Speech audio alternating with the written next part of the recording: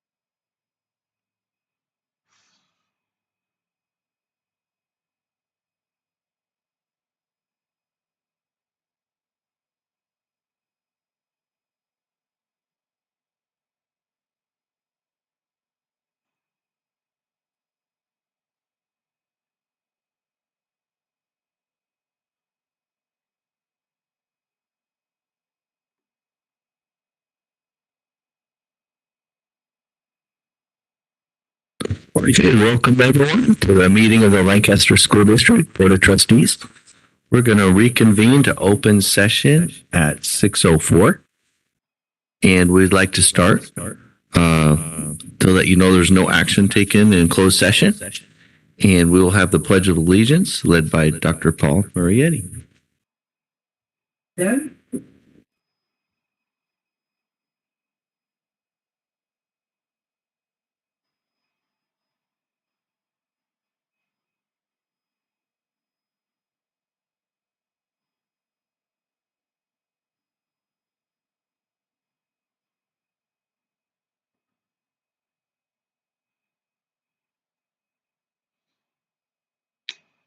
Thank you. Next, we have approval of the expulsions. Do we have a motion? So moved. Second. Moved by Mr. Giles, second by Mrs. Grooms. All in favor, say aye. Aye. Aye. Opposed? Motion carries 4-0. And that brings us to item 10, oath of office for our newly elected members. Superintendent Marietti will swear in newly appointed board members, Diane Grooms, Pamela Straussen, and Dwayne Nguyen. Thank you. So I will swear in the newly appointed board members.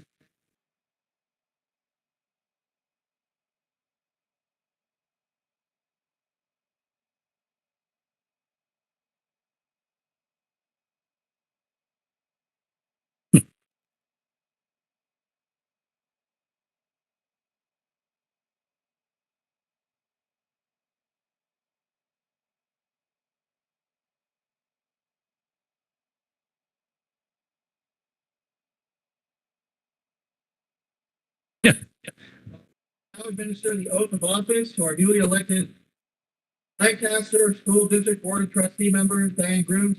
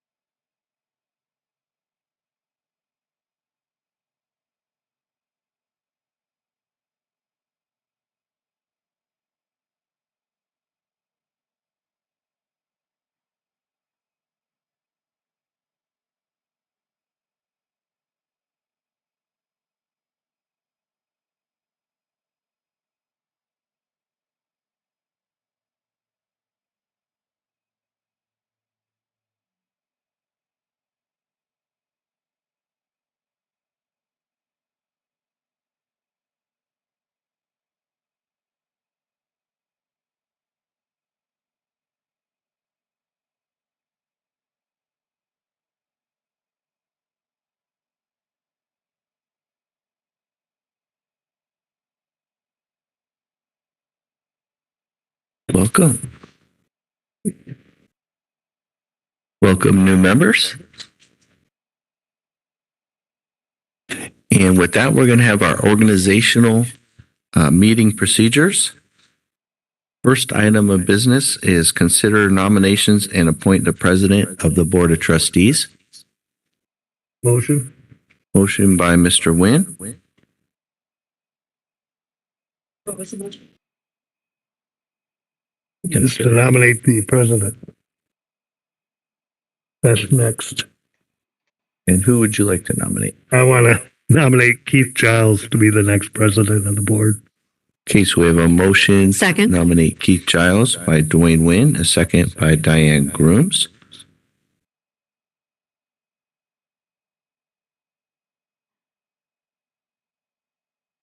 I move that nominations be closed. Second.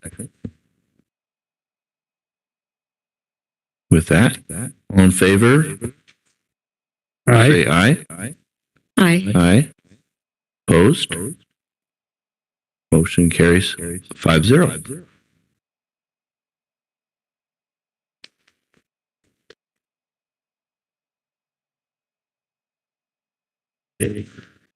Not only for Keith, but for a 5-0 vote. Yeah, that's really cool. We haven't had that in a long time. And next, we're going to consider nominations and appoint the vice president of the Board of Trustees. Do we have a motion? So moved. Motion by Keith Second. Giles. And who would you like to nominate? Diane Grooms. Motion by Keith Giles to nominate Diane Grooms. And second by Mr. Nguyen. Yes, I'll second that.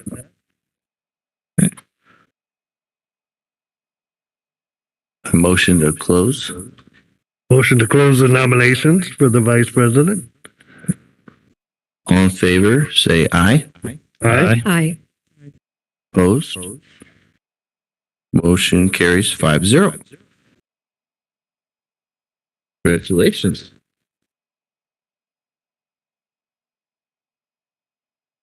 And next, we have a motion to consider nominations for the clerk of the board.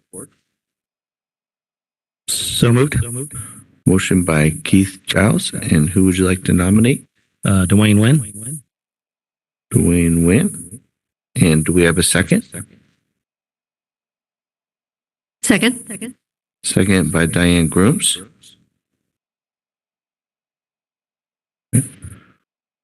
Any other nominations? Move to close nominations. I'll second that. All in favor, say aye. Aye. Aye. Opposed? Motion carries 5-0. Congratulations. Thank you. Do this one.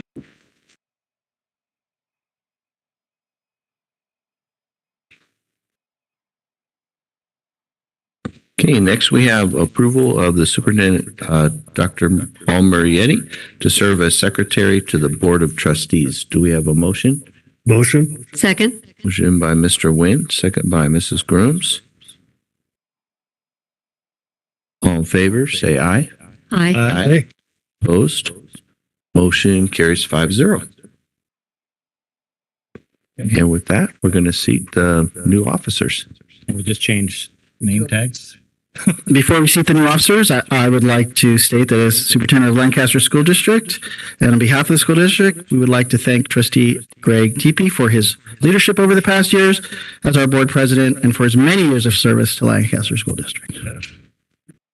Thank you very much. Let me just switch the plates. Yeah. So instead of having to get up, I think we'll switch the plates. It'd be Make it easier. easier on everybody. A pile of stuff we'd have to move. Thank you.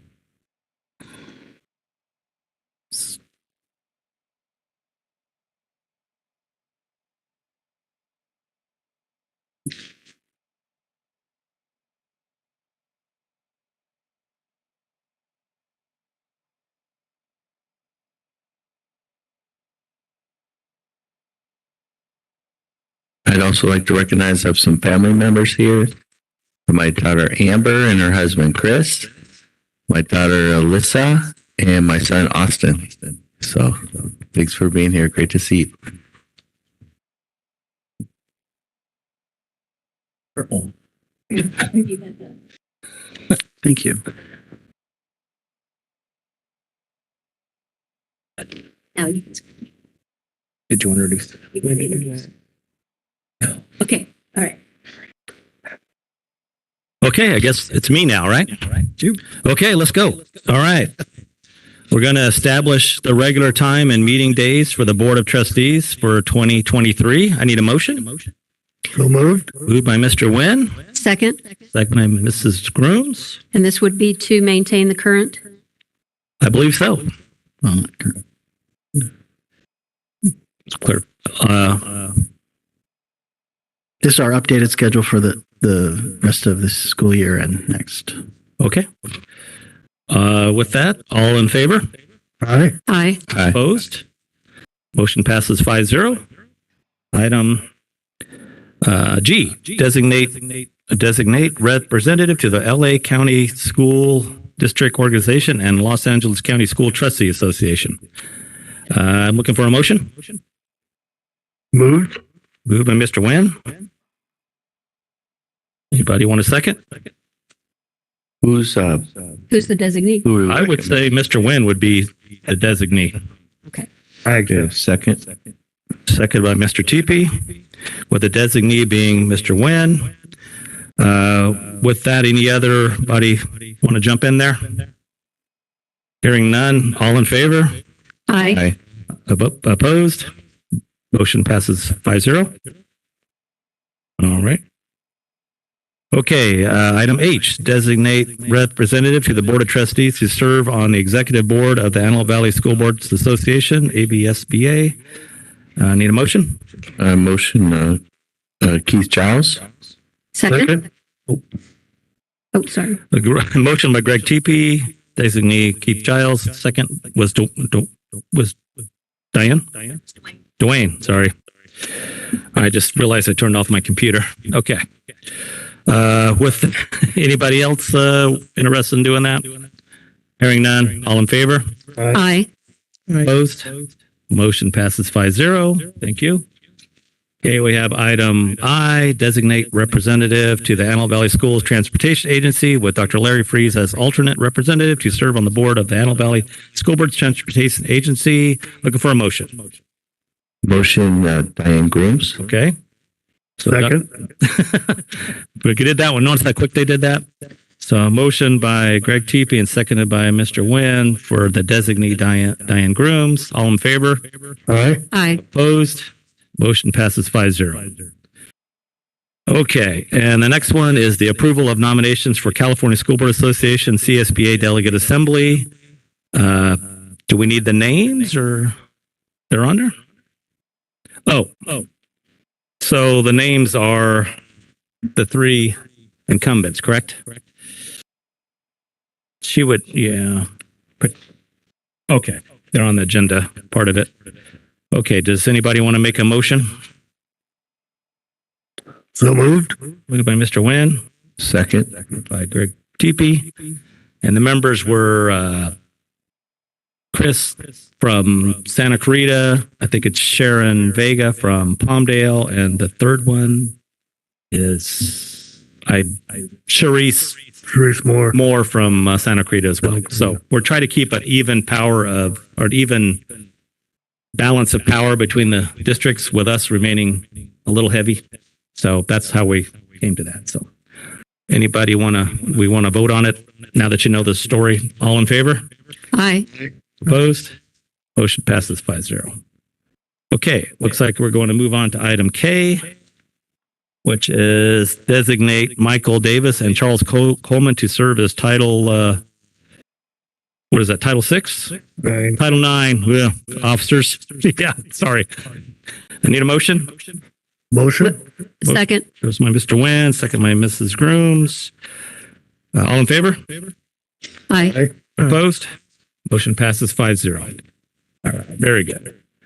Item L, appointment of Mary Ellen Butterworth, Administrative Secretary 3, Business Services, as the appropriate officer to supervise the destruction of Class 3 records. So Motion? second. It's moved by Mrs. Groom, seconded by Mr. Nguyen. All in favor? Aye. Aye. Opposed? Motion passes 5-0. Adoption of Resolution 2022-23:21, certification of authorized signatures. Looking for a motion. Moved. Second? Moved by Mr. Nguyen and seconded by Mrs. Grooms. All in favor? Aye. Aye. Opposed? Motion passes 5-0. Okay, informational items. Enrollment report. Rebecca Cooksey. Good evening, Board. As of today, we have 14,040 students in our TK through 8th grades. In ECE, we have 629 students for a grand total of 14,669 students. This is a loss of 34 students from our last board report, but a gain of 34 from the same time last year. Currently, we have 890 homeless students in our district and 543 foster students. I'm sorry, can I ask you to repeat that? Foster and homeless. Sure. The homeless enrolled as of today is 890, and the foster students are 543. Okay, thank you. All right, we have presentations, requests, proposals, reports. We have the first interim budget report by Maria Alatorre. There she is. She's ready to go. We're going to use this microphone here. Okay. Good evening, members of the board. Welcome, Pam, to the board. This year, we decided to tag team this because we each have some different information. Isabel does all the heavy lifting. I've just kind of the eye candy up here, but I'll make a couple comments on a few of the different elements, and she's going to talk about the real meat of the budget report, the first interim budget report, which it's like a progress report for the district. It allows us to update the budget itself. It allows us to do a new multi-year projection. And so we're going to be going over some of those values for you today. I believe each of the board members has the presentation there in front of them, and we also have it up on the monitors for the rest of the general public. It's not working on me. Okay. Can we get you to advance a slide? There we go. Thank you. Okay. And so the first slide is some of the assumptions that we have about COLA, which is the cost of living adjustment. And the COLA, of course, drives how the state changes its funding from year to year. The COLA for this particular year was 6.56%, and it's estimated that the COLA for the outgoing 2 years will be 5.38% and 4.02%. Those are estimates, and it's likely going to change relative to the economic factors that are driven here in the nation and also in the state of California. We'll get our first view in how those might change in January. And then when the state adopts their budget in late June, you'll have the final COLA numbers.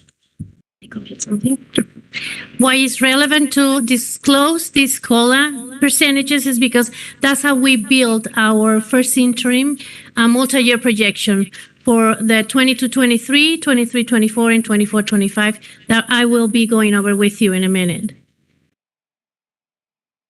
Okay, and we show this slide every year. These are the statutory contributions that the district makes towards STRS and PERS. And we are in the era right now where we have maxed out the contribution to STRS at 19.1%. That is codified in law that we cannot go beyond that unless STRS takes action in conjunction with the legislature to increase that something beyond 19.1. PERS is more fluid. It's because it doesn't establish a maximum. It floats according to the long-term investment yield that PERS reports on each year. And so you can see it's gone up, it's gone down, it's going down slightly there in the out years based upon the economic conditions over the last 7 to 10 years. If the stock market were to take a dive, and it did, we'd see that reflected in out years with a potential increase to our PERS contribution. Again, we get updates from the state. We'll get another one here in January of an estimated out years contribution in PERS. And of course, in the June budget, they will establish what the final contribution rate is. This is the district's contribution to our employees. The employees themselves have their own contributions that they make out of their paychecks each month. So climbed very high from years ago where it was about between 8 and 9% is what districts contributed. This is all an outcome of the actuarial analysis of the health of both of these retirement funds.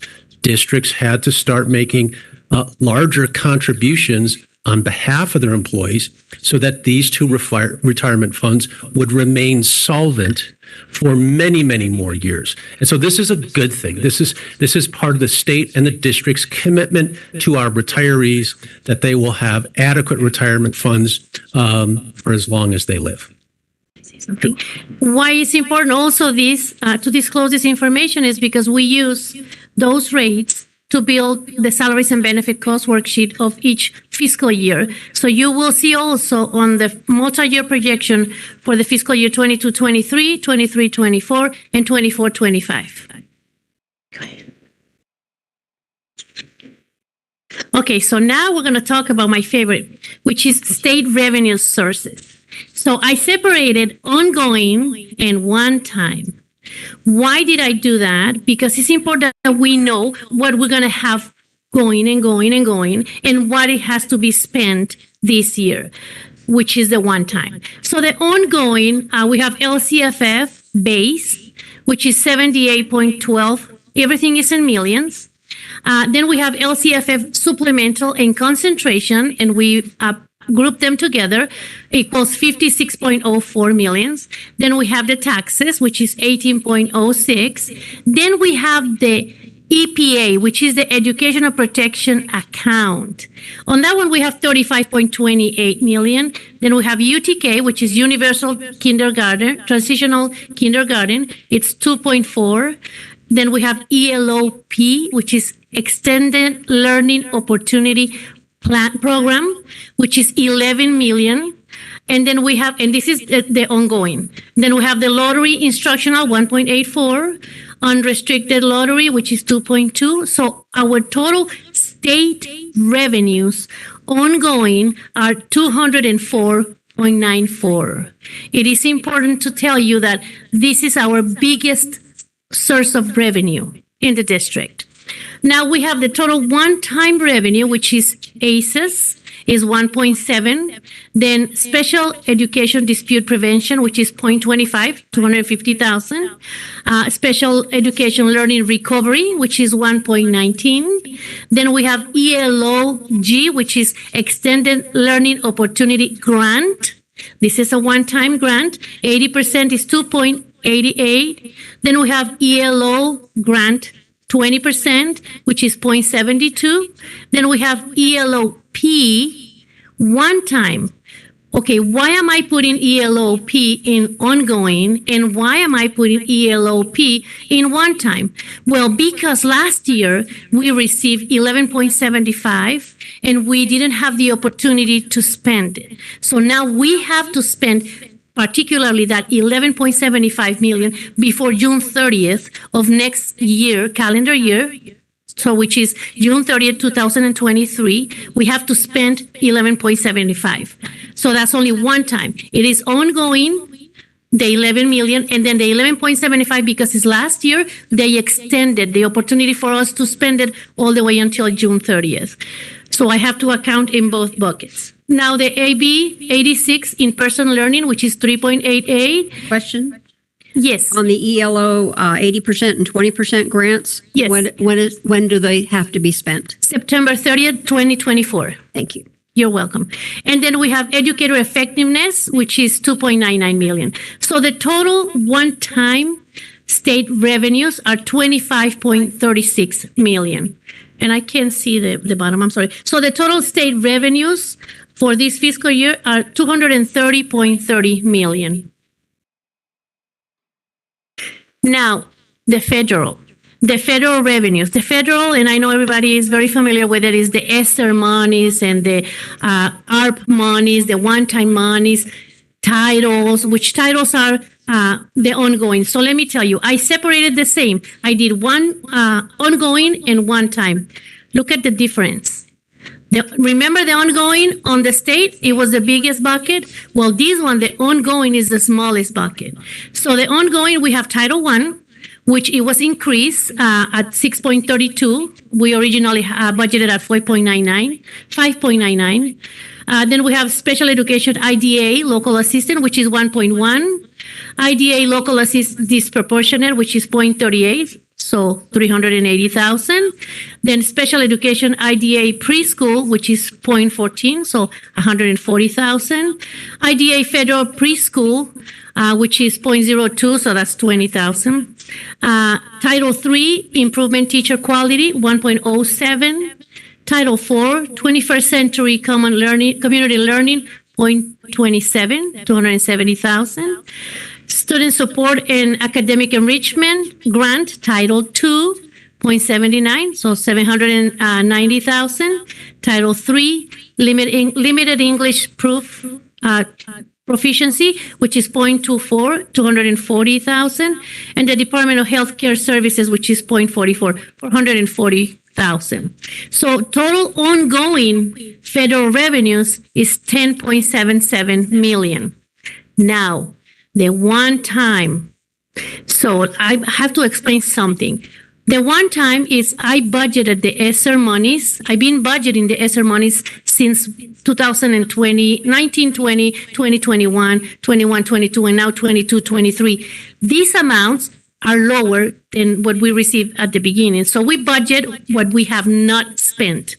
So the one time comprehensive support and improvement, 0.24, which is $240,000. The ESSER 2, $9.5 million. The ESSER 3, $11.31 million. ELO grant, ESSER 2, state reserve, 1.6. ESSER 3, 20%, 8.93. Gear 1.73. ELO grant Gear 2.37. ESSER 3 State Reserve AB 86 Emergency Needs 1.05. ESSER 3 State Reserve AB 86 Learning Loss 1.81. American Rescue Plan Homeless Youth 0.20 is $200,000. CCEIS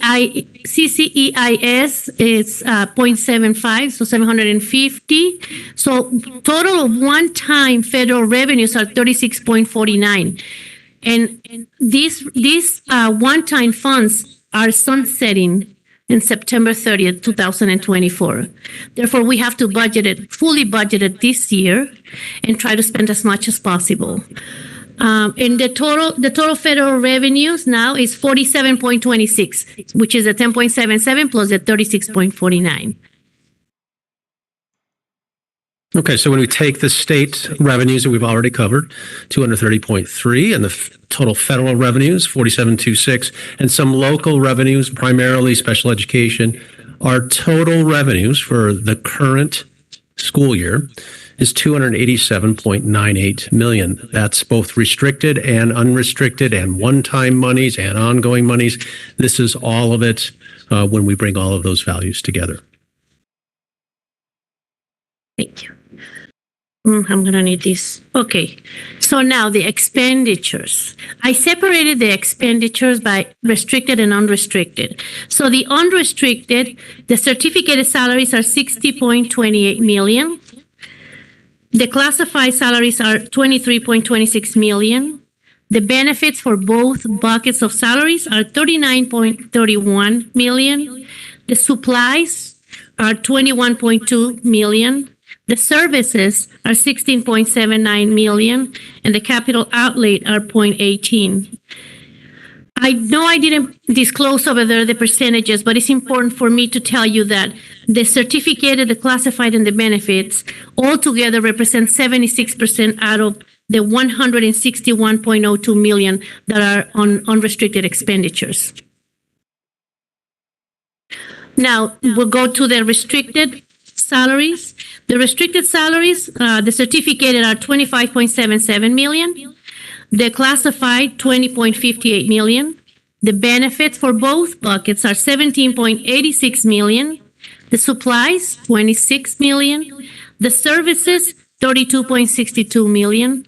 It's important for me to tell you that the services are really high because we have to, as I told you, we have plans for ESSER, and we have also the ELOP. So those are services that we're liquidating in this fiscal year. And then we have 7.52 in capital outlay.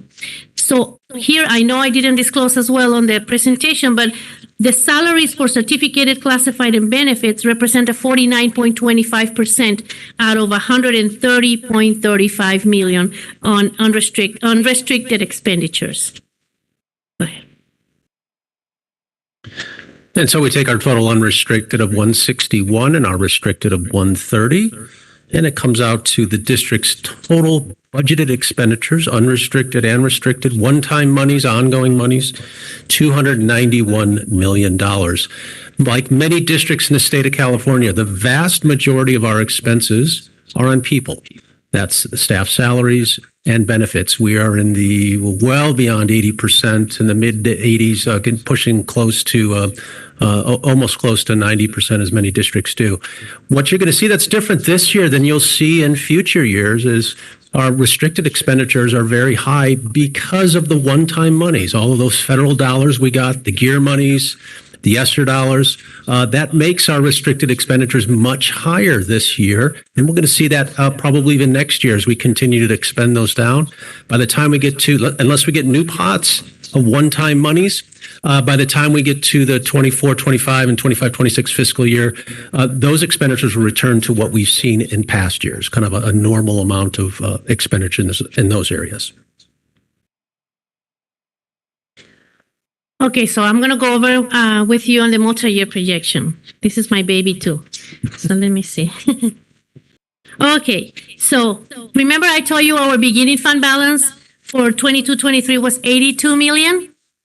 All right. So I don't know if you remember, but that's what I told you last time I was here. So it's 82.07 is our beginning fund balance for the 22-23 fiscal year.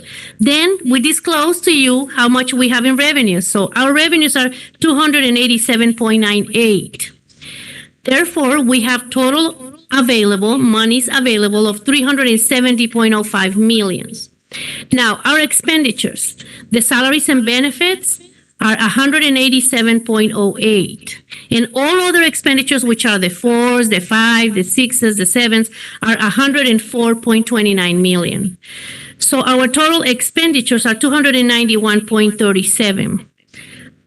Please look at the revenues. The revenue is 287.98. The expenditures 291.37, which that means is that we're discounting or getting some money out of our beginning fund balance. We're reducing the beginning fund balance by the difference. So now our ending fund balance on the first year will be 78.68 million. Now, what is included on the ending fund balance? Well, those are the component of the ending fund balance. We have the restricted ending fund balance, which is 34.72 million. Then we have the textbook adoption commitment, which is 2.25. And then we have the early literacy commitment, which is 1 million. And then we have the HVAC fourth phase commitment, which is 10.6 million. We are uncommitting 2 of the assignments that you guys approved, and it's on the agenda, which was the technology replacement and the UTK, startup UTK for 19 classrooms. And is budgeted. That's why the expenditures are reflecting an increase. So therefore, we have the board reserve, which is 6%. So the reserve, how we calculate the reserve is if you guys want the 6%, then we multiply our expenditures, which is 291.37 times 6%, and we come up with 17.48 million.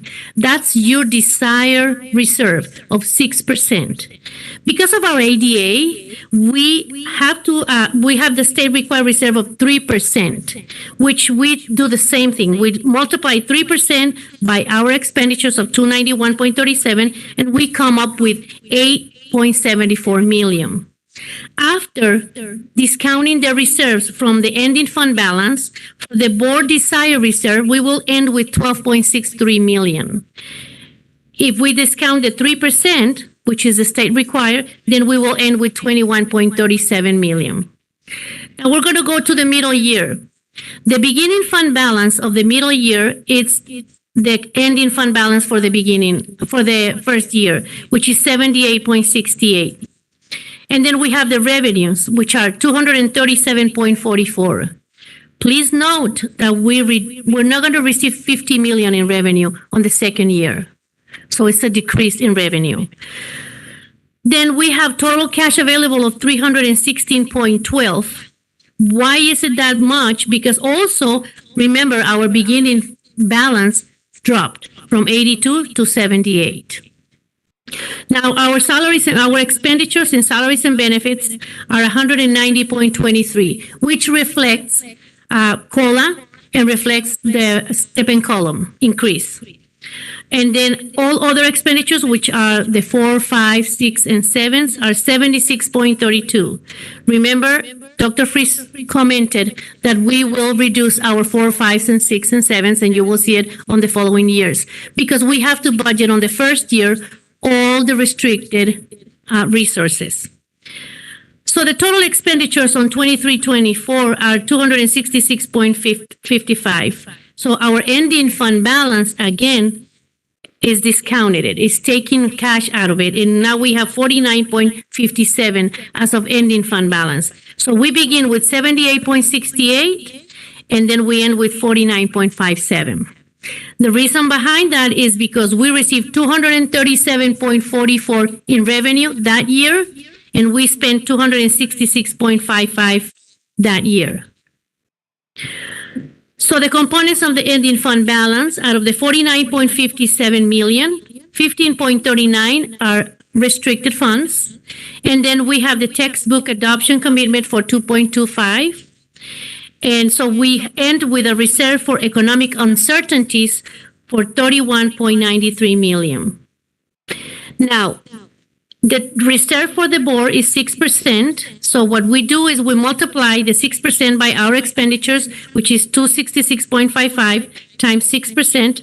Now, the board reserve, it will be 15.99 million.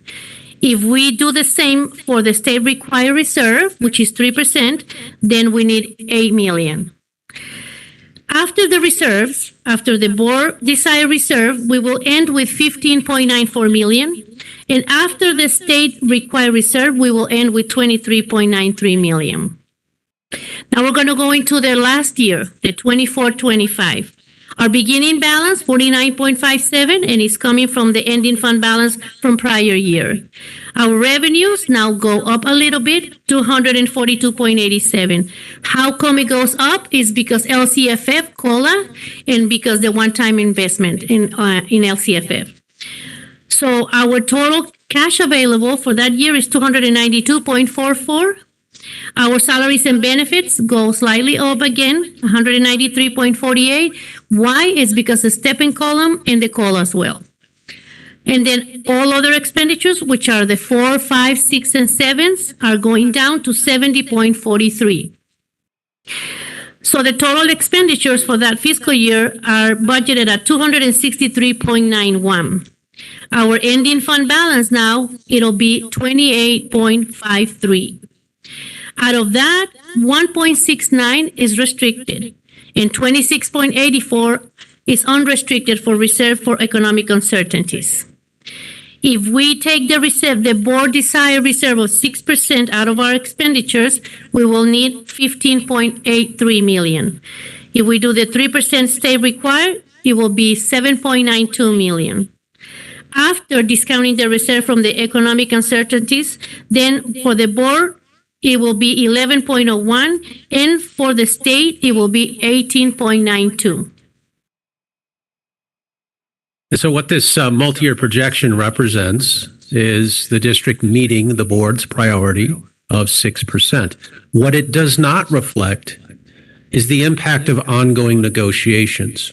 Once negotiations with the different labor groups are settled, we're required to do a new multi-year projection and deliver it to the county. And the county we have to demonstrate to the county that we can afford the proposed raises. So you will see a different multi-year projection once the negotiation process is finished. Okay, so now the multi-year projection. COLA stays at 6.56 for the current year. So that's how I build a multi-year projection. Dropping by 1.18 on the second year and by 1.36 on the third year, ending at 4.02. One-time restricted revenues and carryover budgeted in 22-23 fiscal year. ADA will update at P2. ELOP revenues are budgeted, included one-time extra funds. They're budgeted, the revenues, but we only budgeted expenditures for the 11 million that need to be spent by June 30th. UTK startup budgeted. which is the commitment that we're budgeting now. We're spending the money already. Technology replacement and security cameras fully budgeted. Restricted salaries and benefits funded with one-time monies, one-time funds are budgeted in 23-24, which is the middle year, with unrestricted ongoing funds. So what we did is all those salaries that were funded through one-time monies, we moved them. I was able to move them into the unrestricted and save all those jobs. And then negotiations are ongoing. And I can't emphasize enough the monumental task it was to take these positions, which during the heights of COVID, we had these one-time dollars. We had to hire certain positions relative to COVID. And some of them were, beyond the scope of just COVID. The people, the individuals in those jobs certainly provided other valuable duties. But they were one-time funded monies, which means when the money goes away, so do the positions. Isabel looked at the revenues that we had as a unique opportunity because of the value of these positions to roll them into ongoing monies, which means we have a plan to continue to pay for them even when the one-time monies go away. So what that means is a lot of people aren't going to get a pink slip because the money dried up. And that's a big win for a lot of folks. So we're very pleased to have been able to see that as part of this year's budget. Thank you, Dr. Priest. LACO's views on reserve requirements. LACO continues to reinforce the need for reserves over minimum 3% state required reserve. Now, I did something. I went ahead and I looked at our salaries and benefits for the year, for the 22-23, I'm sorry. And then I divided it by 12 months. So 1 full month of salaries and benefits for our district is $15.59 million, which is greater than the 3% state reserve. Now, remember how much is the 6% reserve? Can we go back, please, to the multi-year projection? I just want to show. There you go. Oh, can we take the titles? Do you guys see the closed caption? Or, well, you have the presentation. So if you don't mind, go back. You see it? Okay. So go back to the multi-year projection and do me a favor. Look at the reserve, board reserve, 6%, 22-23, 17.48 million. And we need 15 point something million. Look at the second year, board reserve, 6%, 15.99 million. Look at the third year, board reserve of 6%, 15.83 million. So I think the message is right there. Adequacy of a reserve level should be assessed based on the LEA's own specific circumstances. Any questions?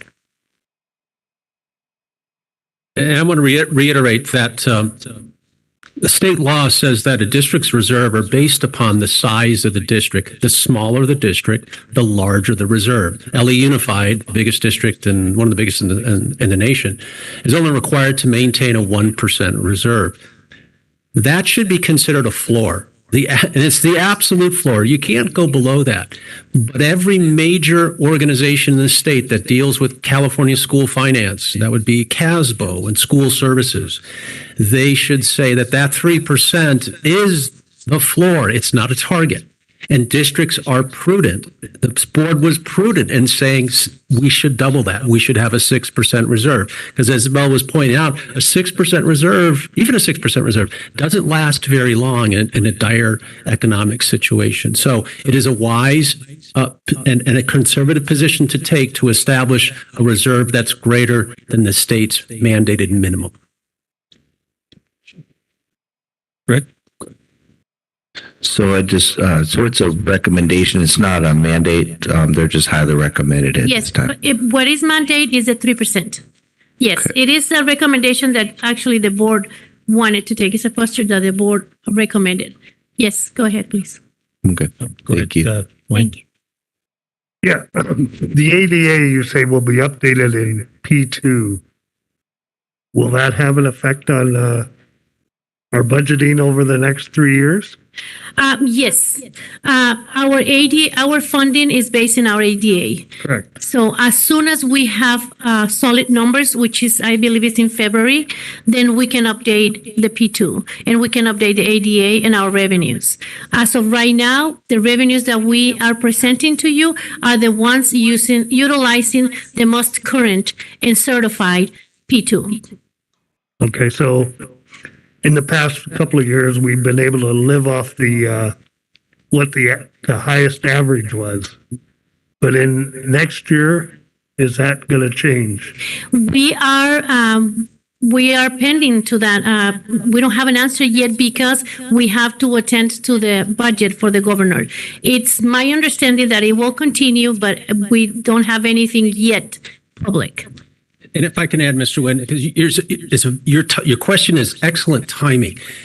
The state acknowledged the challenges associated with COVID, particularly in districts that were mandated to keep students at home because they came down with COVID and they had to isolate. So districts were forced, in some cases, to send kids away. That affected the bottom line ADA. And so the state, in its wisdom, modified that averaging technique, which we are very familiar with. The old rule was that you take the current or the prior year ADA, whichever was greater, and that's how you can build your budget. District's gone to a 3-year rule. And also they've given some other benefits by did a district have an independent study program with all the necessary components? That allowed us to take another advantage so that we were held somewhat harmless by our drop in ADA due to COVID. But that golden parachute only lasts so long. And the reason that Isabel says that P2 is a new time to look at our ADA is because that P2 is going to reflect what our true ADA is for this year. That means when she builds budget for the out years and she has to project revenues, now we have to factor in this year's ADA as part of our future revenues. And so that's why we always want to be cognizant of a high ADA percentage, the higher the better, because that helps us in the future years budget building. If we take a huge hit this year, we have to factor that into our revenues in the out years. And that means that we'd have to start looking to the future to say, what are we going to cut? Because we know our revenues will start to decline at that point. Thank you. Any other questions? That's good. Okay. Thank you. Thank you. Thank you. Okay, item 14, we have individual action items business. We have the second reading and adoption of ordinance number 2022-2023 ORD01, ordinance of the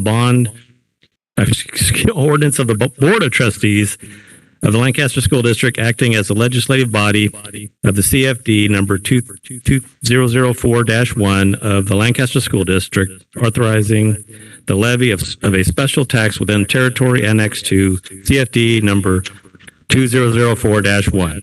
I need a motion. Moved. Moved by Mr. Nguyen, second by Mrs. Grooms. I need a roll call vote. So I guess I'll start with Mr. Nguyen. How do you vote? Aye. Mr. Teepee, how do you vote? Aye. Pamela, how do you vote? Aye. Aye. And Diane, how do you vote? Aye. Okay.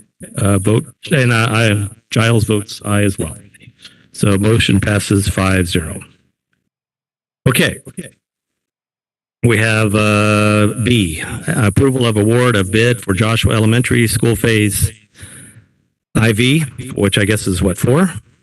Modernization of buildings L, M, N, O, P, and Q, and seismic mitigation program for buildings L, M, N, O, P to Well Builders Construction Incorporated. I need a motion. So moved. Moved by Mr. Teepee. Second. Second by Mr. Nguyen. Questions, concerns, clarifications? Seeing What is none. the award? Go ahead. I'm sorry. Go ahead. The award, it says approval of award. What is the award? The bid. We're awarding the contract. Just the contract. We haven't set It's got an amount, I think. an amount. But the amount is determined based upon the bid of this particular contractor. So that is the amount of the contract. That'll be the contract that goes forward with the corresponding timelines. Yeah, it's a big number. We've seen the cost of construction skyrocket, unlike anything we've seen in prior years. So that is the value of the contract. And Webb is the only bidder. That's correct. We had a second bidder that was very interested through the process. They were gathering information up until near the end. But at the date of the opening, it was only Webb Brothers that submitted. And you think it's a value, a decent value for the job? Yeah, I've had conversations with both Dean and the architect, and the architect braced us even before they came in. They said, "You're going to see something that's outrageous." Far beyond what cost of living increases are and inflation, and he wasn't kidding. This project is the biggest of all the phases, and so it does add a little bit to the value. Just the cost of the raw materials and labor is driving up all the other components of the job. Okay. But we believe that we have the funds. We sold the last issuance of the bond, plus with the remaining funds that are in Fund 21. We may have to dip into a little bit of the CFD fund until we receive some of the seismic mitigation reimbursement. That alone will total $4.2 million. So that'll reimburse the CFD fund and we'll be on the plus side again. Okay. And let me ask one final question for myself. These phases for Joshua, will this complete the Joshua school? There is a fifth phase that has to do with a fire lane access point. Well, there's two portables that we need to move out of the way. And we had planned at one point as a phase, as the fifth phase of the modernization. If you also recall, at one point, phase 4 was broken into 4 and 5. We made a decision to roll it all together into 4, into a single phase for timing purposes. There could be we could call it last piece phase 5, but I think moving those two portables we can do without modernizing the remaining couple portables that are there. But at some point we do need to consider improving that fire lane access. Okay. All right. Yep. Anything else? All right. Seeing none, all in favor? Aye. Aye. Opposed? Motion passes 5-0. Item C is adoption of resolution number 2022-2319 regarding uncommitted fund balance for UTK 19 classroom startup. Looking for a motion? So moved. Second. Moved by Mr. Tupi. Second. And I think Mr. Wen beat you. Oh, sorry. No worries. No worries. All right. Any questions or concerns? I'd just like to point out when the board commits funds for a specific purpose, as you did a number of months back, when you now want to expend those, you have to commit them back to the budgets. So this item and the next item just shows that these items are coming back into the budget. All right. Thanks for that clarification. Anything else? Seeing none, all in favor? Aye. Aye. Opposed? Motion passes 5-0. We have item D, adoption of resolution number 2022-2320 regarding uncommitted fund balance transfer for technology replacement. Anybody want a motion? Second. Moved by Mr. Nguyen, second by Mrs. Grooms.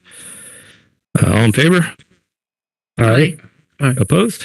Motion passes 5-0. Okay, we have item E, approval of third amendment to agreement with LACOE to lease rooms at Parkview Educational Complex. So moved. So moved by Mrs. Grooms. Second. Second by Mr. Nguyen. Questions, concerns, clarifications? Mr. Giles, this is a contract we have with LACO to do the best training. When COVID hit, they didn't use the room at all, but it's still all set up with their equipment, and they were desirous to continue that. They do anticipate this coming spring to bring back the in-person training, and it has been invaluable to have it within our district facilities. Yes. All right. All in favor? Aye. Aye. Opposed? Motion passes 5-0. Thank you. Okay, we're on item F, approval of renewal of membership for the Coalition for Adequate School Housing, which is cash. I need a motion. So moved. Second. Groom, second by Mr. Teepee. Questions, concerns? All in favor? Aye. Opposed? Motion passes 5-0. Okay, my favorite part, addressing the board. Individuals who wish to address the board may complete a speaker card and present it to and any supporting documents to the deputy superintendent or other district official prior to the start of the meeting.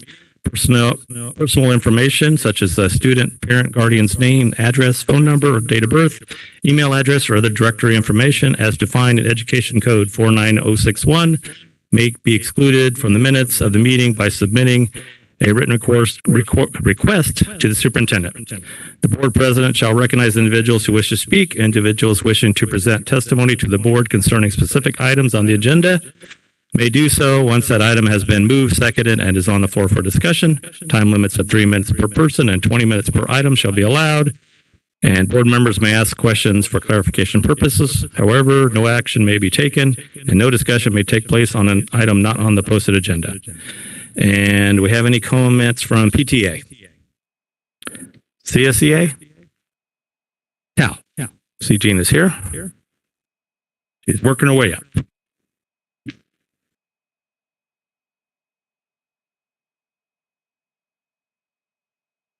I can't hear you. Welcome. I can't hear you. I think it's coming up. I think it's on. It just Oh, there we go. How's that? Better? Okay. perfect. Sorry about that. No worries. So I just wanted to say welcome to Ms. Starlson. Welcome to the board. We're very happy to have you, and I look forward to getting to know you. Also, welcome back, Diane and Dwayne. Very happy to have you still on the board.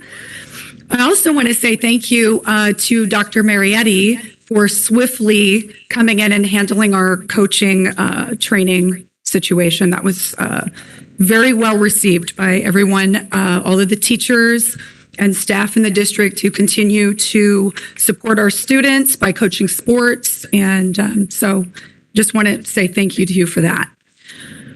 Next, I want to say I'm a little disappointed, honestly, after hearing the first interim report and the comments about making it a priority to continue with employees that were hired with COVID funds. I was really hoping to hear that we would be looking to support and prioritize the loyalty of employees that have been with the district for 10, 20, 30 years. I was hoping that the priority would be to thank those people and to acknowledge them and to keep those monies closer to the classroom and students. Class size reduction hasn't been addressed, and that is one area that is definitely going to benefit students and staff. So I really hope that that is going to be not only a consideration, but a priority. We're asking people to do more than we've ever asked them to do and expecting that they do that. And I'm going to be honest, it's a bit insulting to hear that. Anyway, also, I know we return to the table tomorrow for bargaining, and I'm really hoping that we're going to get closer to an agreement on compensation so that we can move on to other things within the contract. And lastly, I would just like to wish everybody a happy winter break. I hope everybody has a great time and you experience health and joy and everything else for this 3 weeks that we're off. Very happy, as I'm sure you are, that we only have this one board meeting in December, and enjoy the time with your families and friends. Thank you. Thank you. Okay, we have any comments from the audience? Yes, we have Christine Parkinson back with us. Christine?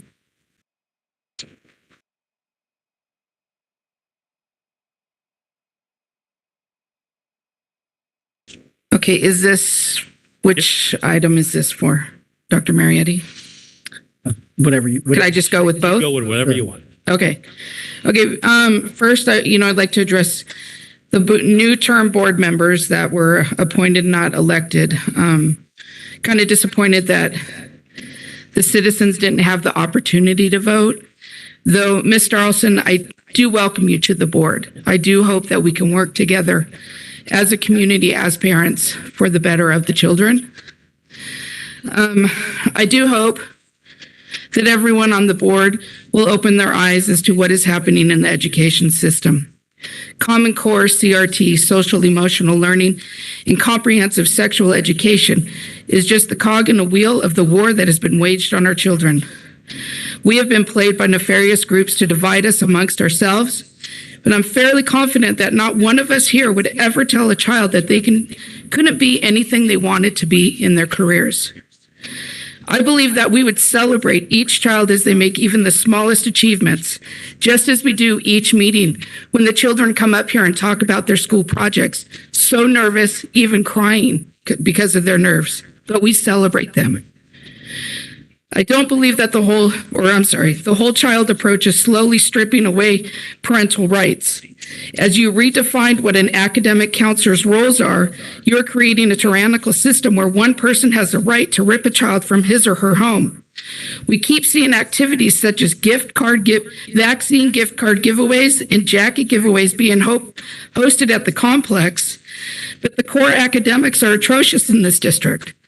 Some faculty even tried to explain their stance, encouraging that SEL works. But this district hasn't been participating with SEL for 8 years now. That is an entire generation. The scores do not show an improvement. We need to encourage parental involvement, perhaps even welcoming parents back into the classroom. But always remember, you are just here to educate, not to parent our children. 1 minute. Welcoming centers and community schools are not the answer and have no place in the government education system. Telling a child that their parent had to designate a gender at birth has no place in the schools, nor does discussing anal toys or dildos and sexual self-gratification. Okay, now I'll move on to the next one. Before you do, I just want to clarify that there was an election and No. and nobody put their name in to run against these individuals. Okay. So it was, But still, there could have been the opportunity for a write-in. there was all sorts of opportunities for people to run against them. Mm-hmm. However, no one stepped up to run against them. Therefore, they weren't appointed. They put their names in. An election could not be held because there was no one running against them. So our community had every opportunity to have people Okay, running against them. I understand that, but they were not elected into office. I mean, I understand the incumbents were elected at one point, but my point is no one received one vote this election. So let me go ahead and move on to the next one. Many entities in LA County are issuing mask mandates again. I urge you, please deny that. Do not allow our children and our staff to be masked again. I've worked in dentistry. 30 seconds. Okay, is it going to start over for me? We're gonna go ahead and let you. However, it's. I mean, I can wait till you call my name again.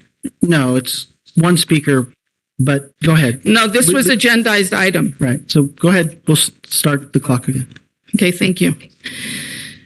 Okay, I have worked in dentistry for almost 30 years, having taken infection control with bloodborne pathogen classes annually. We have only worn surgical masks that met standards qualified for dentistry, and never an N95, and never was that mask mass-produced in an unauthorized factory in China. I will be referencing an article from Registered Dental Hygiene magazine dated December 2010.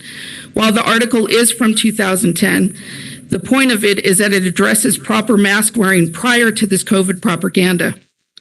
All masks start to break down or lose efficacy once moisture begins to hit it, meaning as soon as you exhale, moisture is penetrating that mask. When you wear a mask, you are collecting bacteria and viruses on that mask. And if worn long term, it is harboring those bacteria and viruses, and now you are continually breathing it in and out over and again. Some argue that it's catching the large droplets that contain the COVID-2 virus. This may be true, but people are wearing the mask for hours, if not days at a time. These droplets will dry on the mask, then allowing the wearer to inhale the virus. Also, as I discussed earlier, the mask efficacy is diminished. Therefore, the wearer is now expelling the virus and the bacteria into the public as they move from point A to B to C, etc., etc. Questions asked in the article. Where can I place my mask after wearing it? In my pocket? Now, every time I reach in my pocket, I am contaminating my hands as well as my phone, my keys, or any other objects that I placed in the pocket, and anything that I touch after that. Can I pull it down below my chin or hang it from my ear? No. Now you are in direct contact of breathing in the particulates from the outside of the mask. Removing your mask, you should only ever touch the elastic ear loop portion of the mask, never the mask itself. When should a mask be changed? The CDC used to be clear on this. Masks should be changed in between patients or during treatment if the mask becomes wet. The Organization for Safety, Asepsis, and Prevention states that masks do not filter efficiently. In fact, a wet mask becomes a great wick that draws in moisture and debris. In the controlled setting of dentistry, it is recommended that masks be changed every 20 to 60 minutes. And that is in a controlled setting. But yet, as I stated earlier, people wear their masks for hours or not, if not days. With masking, all we have done is suppress the body's amazing immune system, an immune system that is designed to take in viruses and bacteria and create natural antibodies. Don't you remember being taught in elementary school that the white blood cells were our soldier cells that protected our body? As simple as it sounds, it's true. So please, I urge you, do not allow them to bring back masks. Thank you. Thank you.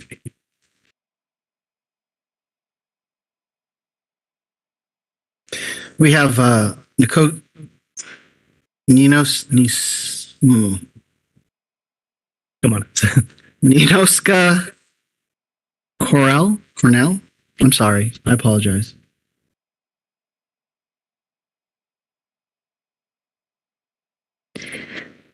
Good evening to all.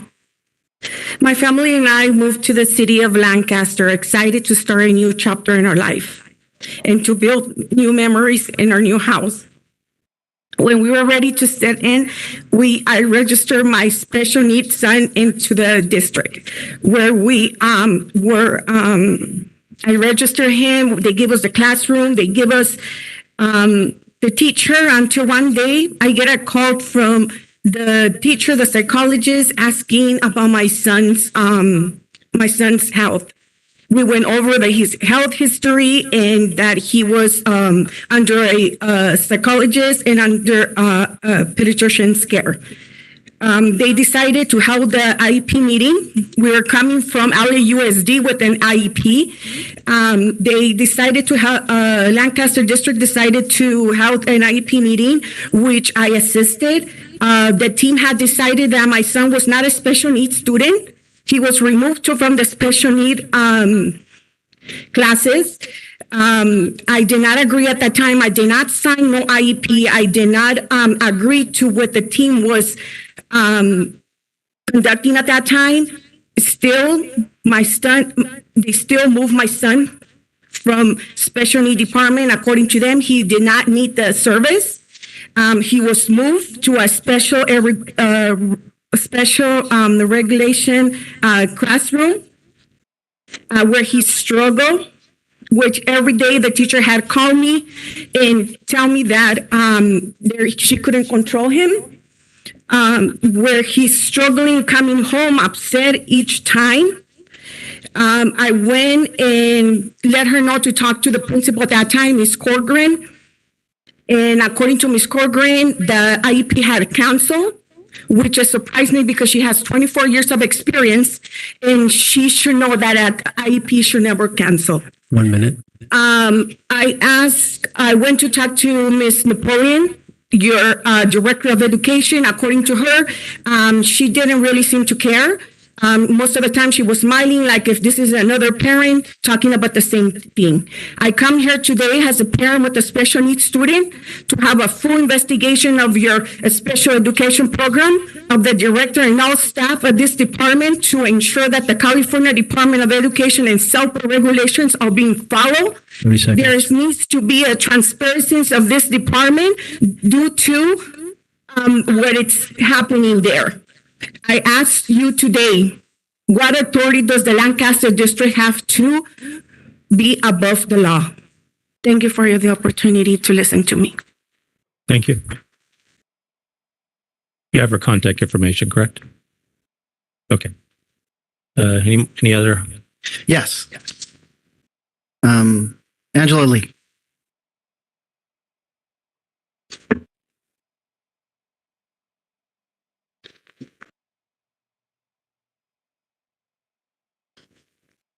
I'm here to talk about the status quo and items 18H and 18I, which is the approval of agreement with the Flippin Group LLC DBA Capturing Kids' Hearts at Endeavor Middle School and Discovery Elementary. First, the authors of a document titled A Randomized Impact Evaluation of Capturing Kids' Hearts. It was provided by federal funding by the U.S. Department of Justice to prepare this resource, dated May of 2022. It was made publicly available through the Office of Justice Programs National Criminal Justice Reference Service. And I'm just going to go to the end because it was several pages long with lots of data. Quoting from the study, in the second implementation year, CKH was associated with a decrease in the rate of tardies and discipline referrals. However, it was associated with an increase in the rate of absences, excused absences, unexcused absences, and out-of-school suspensions.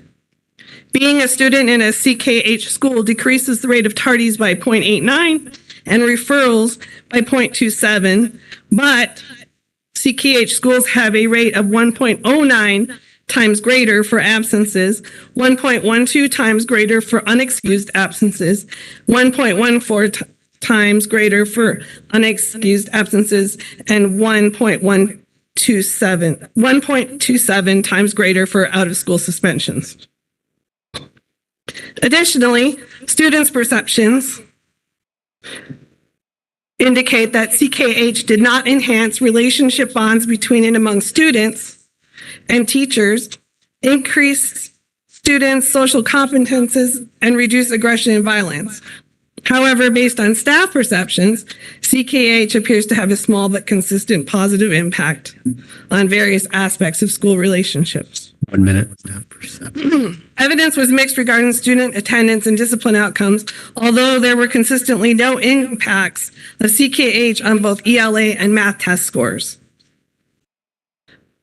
An educator from Charleston and writer who has witnessed and used this is quoted as saying, his name is Jody Stallings, districts always think of one fur coat as good, so 500 must be wonderful. 30 seconds. Where CKH broadly breaks down as its management of the most disruptive behaviors, its solution is to stop everything and ask disobedient students 4 frivolous questions. Research offers little support for CKH's fundamentals.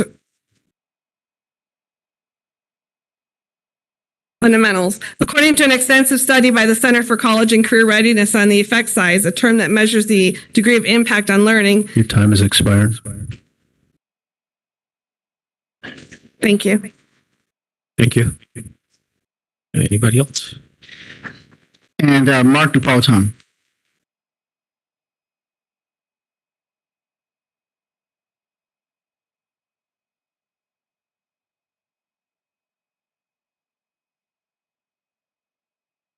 Good evening. As a simple reminder, a local school board is a form of governance over a district. The role of the school board is to make decisions about curriculum, school buildings, and maintenance, annual budgets, and more by consulting with parents, teachers, and the superintendent.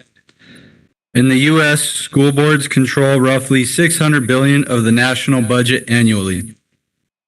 When you have a parent, community member, or a group of people voicing their concerns, it is your duty to assist them and truly hear them out.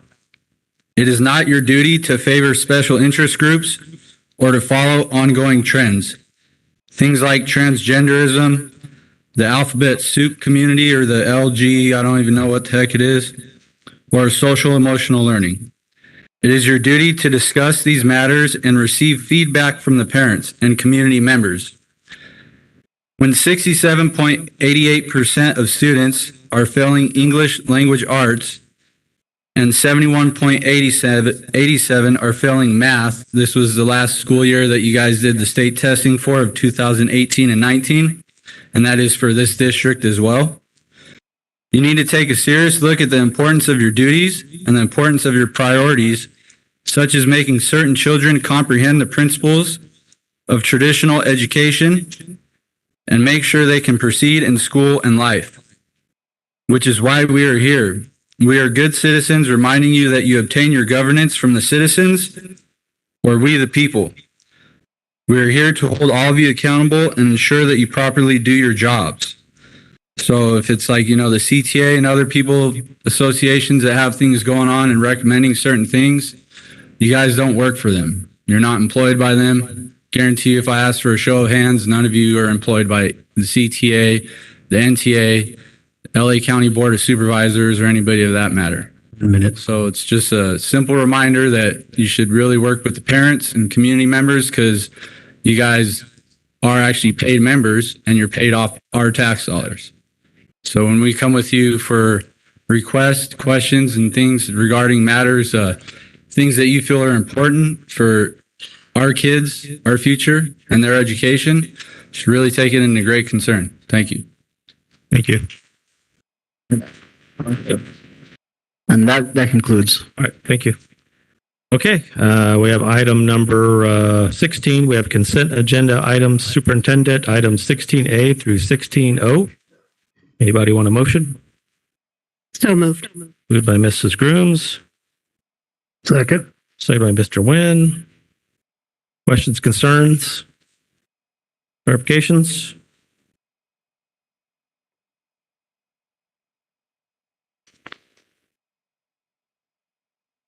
Good. Well, just to be sure, we have sent Go ahead. thank you notes to for the donations. Yeah, absolutely. For the coats that Jeanette Taggart does each and every year for the Burlington factory that gave us over $1,000 to Paiute, and the other identifying donations that we received from our community. We really do appreciate it. And I have to agree that I would love to see parents actively involved in the schools. I think whoever made that suggestion, I hope we follow up and take a look at it, especially with, opening up as we have with COVID. I'd love to see the parents back helping the teachers and helping the students. Okay, thank you. All in favor? Anybody else have any questions or concerns? All in favor? Aye. Opposed? Motion passes 5-0.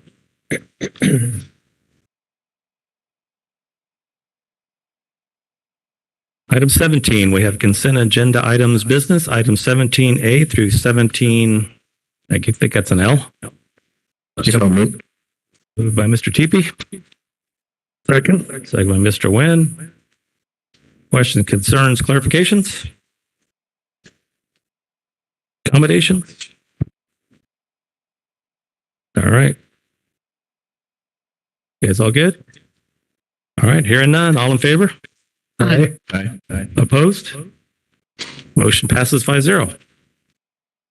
Item 18, consent agenda items, educational services, items 18A through 18N. Anybody? So moved. Second. Moved by Mrs. Nguyen and seconded by Mr. Mrs. Mrs. Groom, sorry. I start early today. And seconded by Mr. Nguyen, sorry. It's start at 3 in the morning. You just get a little run down by this time of day. So, all right. Any questions, concerns about that? Anything? All right. Seeing none, all in favor? Aye. Aye. Opposed? Motion passes 5-0. Okay, and item 19, consent agenda items, human resource services, items 19A through 19D. Motion. Second. Okay, we got Mr. Nguyen and Mr. Teepee. Okay. Any questions, concerns, clarifications?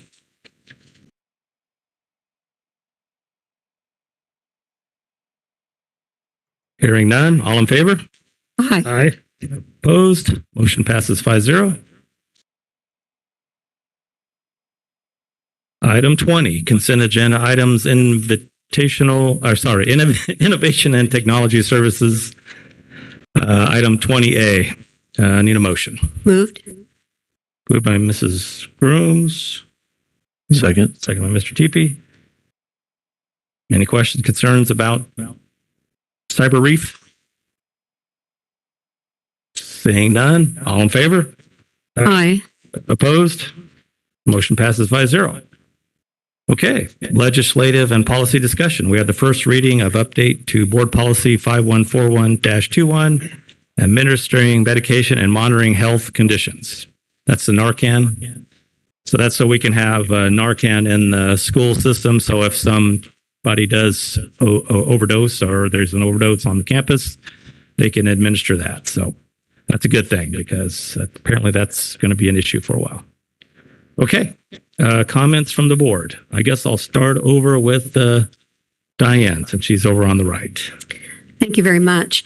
I did want to point out regarding the election, each election is, if there are not people running against us, that is the process for elections throughout every state, federal, every office that is there. That is the process, is that the election is not held. Now, someone pulled papers against me, but they did not file them. So they chose not to run. But that doesn't mean that I was not elected as our other members here. We are the elected members of the board. It's the process by which you don't end up with a stalemate with only 2 members on the board. So that is the process for the state of California Secretary of State. So I just wanted to make you aware of that. It is a heavy responsibility, and I take it very seriously. I've served on this board and other boards that go along with this. And it's very important for us that we put our kids' education first. I absolutely agree with that. It is all about the kids and about our next generations, and we take that to heart with every decision that we make. Some of the things that were discussed, brought up, are not part of our curriculum or on our agendas for children who are 8th grade and younger. So that's nothing that we have any ability to control when it's at a grade level above that. So if there are specific instances that you have seen or heard of, please let us know. Let Dr. Marietti know so that we can keep the privacy of the parties involved. But that's extremely important for us to know. So I please ask your diligence as staff members, as community members, and as parents. But in most of those cases, those items are not part of the California curriculum for grades 8 and younger, which we serve. I wanted to thank Dr. Fries and Maria for an outstanding description of a very complicated budget. I haven't seen one quite this complicated in some time. The tasks for some of the newer staff members that are continuing, that we are looking at continuing. Perhaps we could have a report on that it could break out a little bit more specifically of what those tasks are, so that we can make the determination whether to continue those positions or not. I think it's certainly in our purview to double check on that.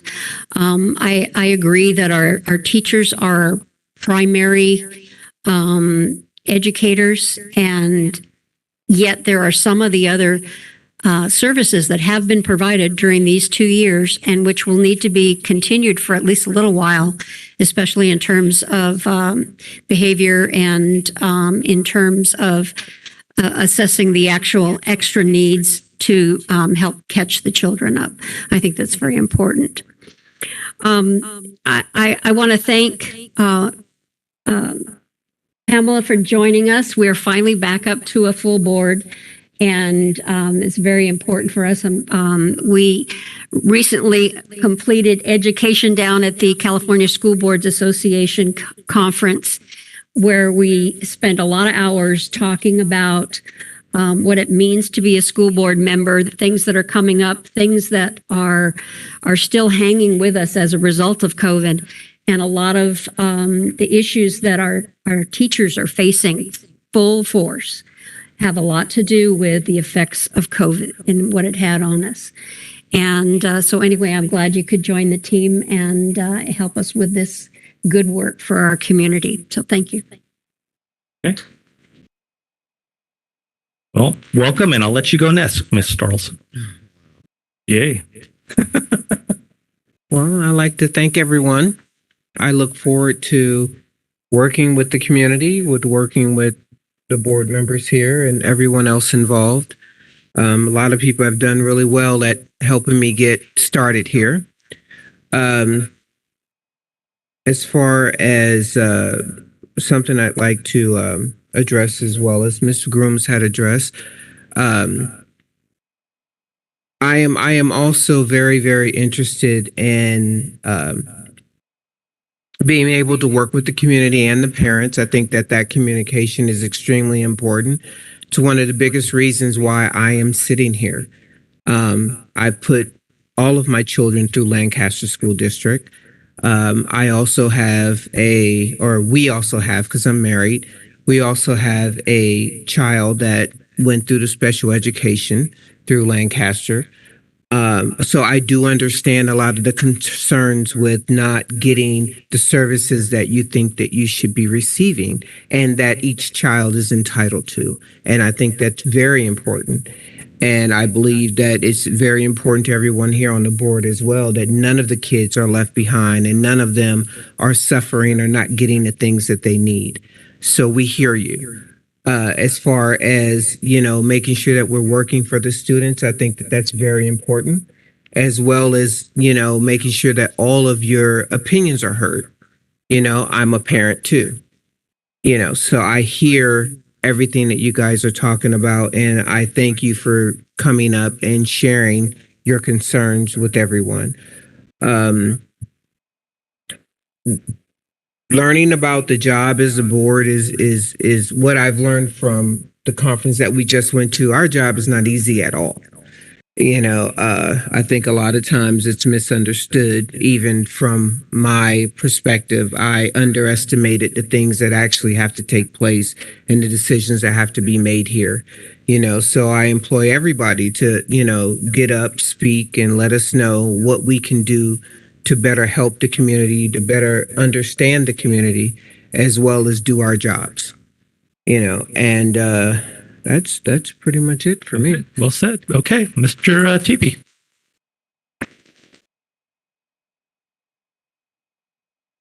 Okay, thank you. First off, I'd like to welcome Pamela to the board. Look forward to working with you in the next years and everything. And wanted to thank everyone for a great year as serving as president. And I'm excited about where our district's at. It was a great report for our budget. So we have a good budget going on for the next 3 years. And so I'm looking forward to how we can maximize that budget and continue to meet the needs the best we can for our students. So thank you so much. And Keith, congratulations, and look forward to thanks. Having a great year ahead. All right, Mr. Nguyen.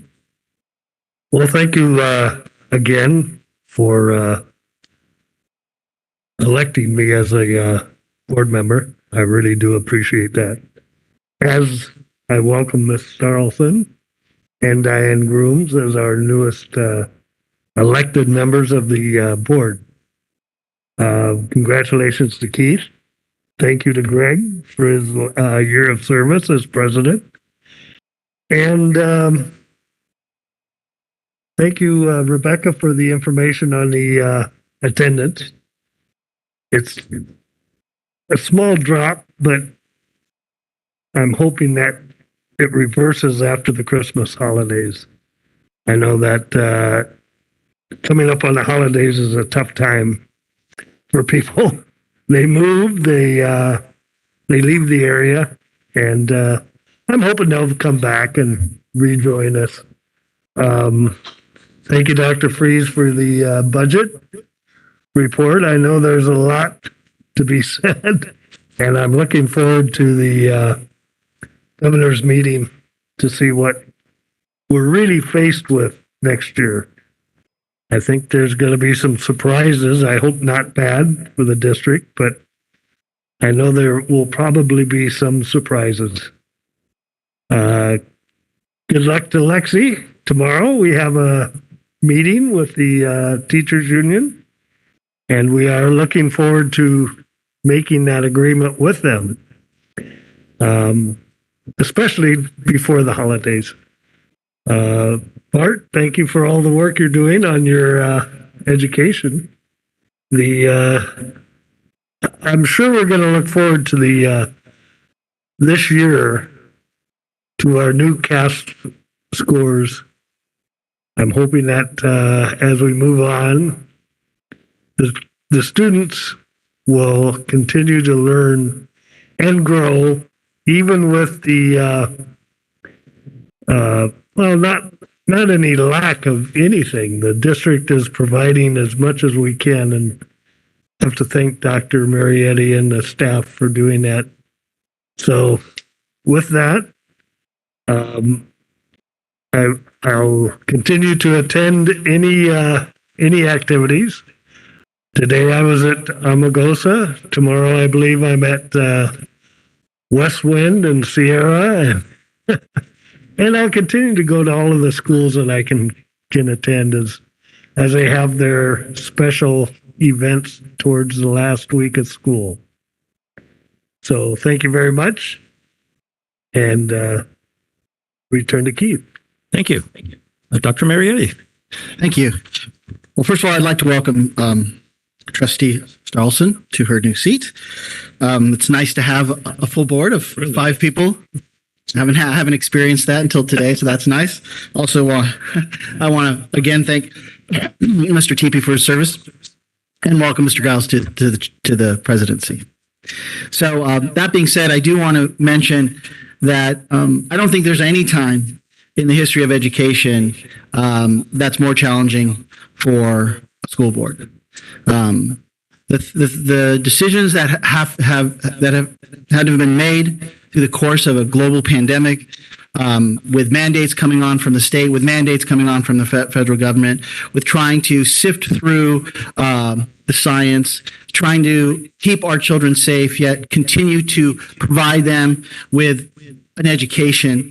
All of education, we fought very hard and struggled. I know for all of us that are in education that have been through the last few years, it's taken a heavy toll on us. So I appreciate all the work we've done up and down the state and across the country. But the board has a very unique position in which they have to address all the needs of the community, of the schools, of the children, of the test scores, and this is a job that you do because you have a deep love for children and a commitment to your community. You're committed to service and to serving your community. So I thank you all for stepping up. And I will say this, that anybody in Lancaster in your districts could have stepped up. Anybody could have challenged you. And there's reasons why people don't want to step up, because this is a lot of work. It's a lot of stress at times.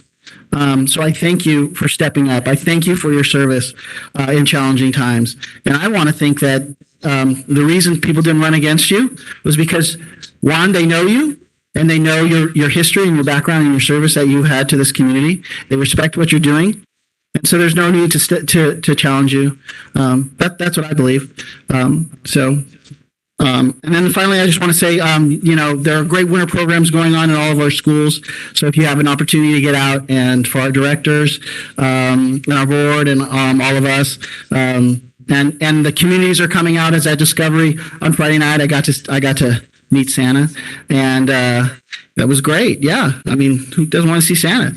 And we had a show for the parents. We had a nice turnout of parents, and so all through this week we're having our parents on our campuses. They're turning out. They're engaging with us, and this work when we talk about our test scores and we talk about our children, there are challenges in Lancaster. We are facing challenges as a community, and we have to come together as a community in service of children because there are great needs in our community. So we are addressing the needs of our children. We're doing the best job we can, and we're only going to get better. So thank you very much. Thank you. Well, by the time it gets to me, there's really not much left. But I do want to say thank you, Greg, for your service. It's been a pleasure being vice president. Ms. Starlson, thank you for stepping up to the plate. And I think you're going to be a great board member, and I appreciate your willingness to learn. And I just remember when I got on the board and they started doing those budget presentations, like, oh my gosh, what did I get into? Because even though I've been on the board a long time, those budgets, our budget is huge. It's like an 8-fingered octopus. It's everywhere. There's different departments. It's hard to wrap, as a business person, it's hard to wrap your arms around all the stuff that we do. But I know you can do it, and it's just hang in there and learn a little bit as you go, because we've all been doing it a while and we're still learning. So don't run out the door, because I know you'll miss. But I got involved because I wanted to make it better for my kids and all the kids in the district. Been doing it for a long time. I had kids when I started. Now I have grandkids. I still have kids in the district because apparently I'm going to have the longest running kids in the district. But Greg was that, so I had to beat somebody, so I did. But I just wanted to wish everybody, happy holidays, Merry Christmas, Happy New Year. Enjoy your breaks, the ones that have that. I thank you for our speakers that are coming in and letting us know what we can do and what we can make better. I appreciate that, because sometimes we don't know. I know what I see as a parent, and I bring up things all the time that some of the other board members might not see. I mean, a lot of people we all have different perspectives. That's why we're here. That's what makes us a good team, I think. So with that, I'm going to go ahead and we don't need another closed session. So we'll just go ahead and adjourn, and we'll do it at 7:40. Anybody want to make a motion for that? Second. Moved by Mrs. Grooms. Second by Mr. Wynn. All in favor? Aye. Nobody proposes that one. Okay. All in favor? Good night. Thank you, guys. Don't go anywhere. We got stuff to sign.